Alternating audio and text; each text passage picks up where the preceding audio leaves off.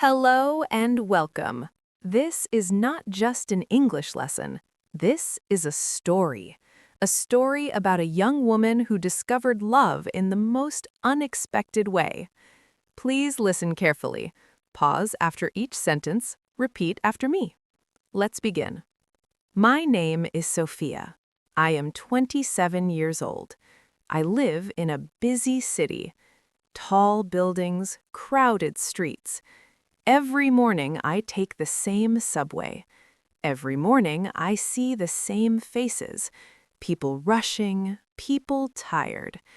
I used to be shy. I used to avoid eye contact. I liked being invisible. One morning, as I waited for the train, I noticed someone, a young man standing across the platform, reading a book, completely focused. He looked peaceful, different from everyone else. For some reason, I felt curious. The train arrived. We both got on. He didn't notice me, but I noticed him.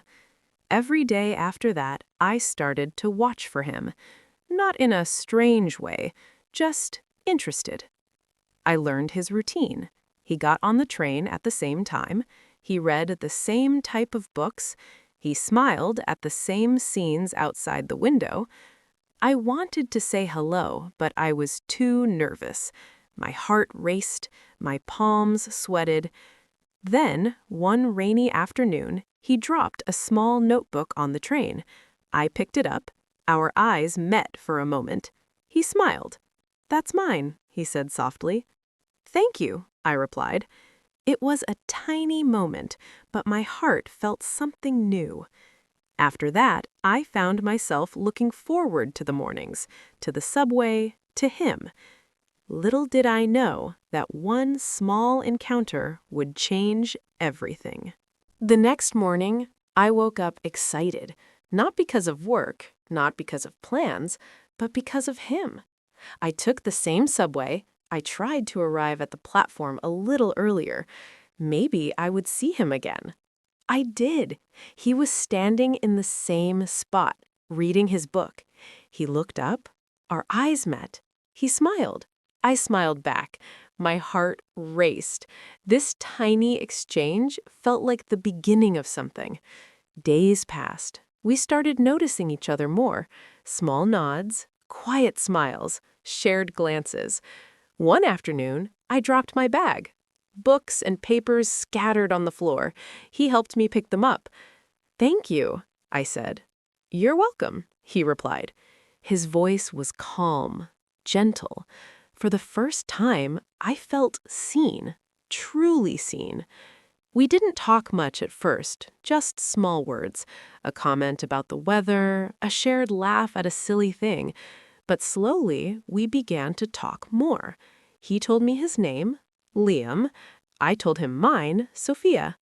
One rainy evening, he offered me an umbrella. We walked together, side by side. The city felt quieter. The rain felt warmer. I realized something.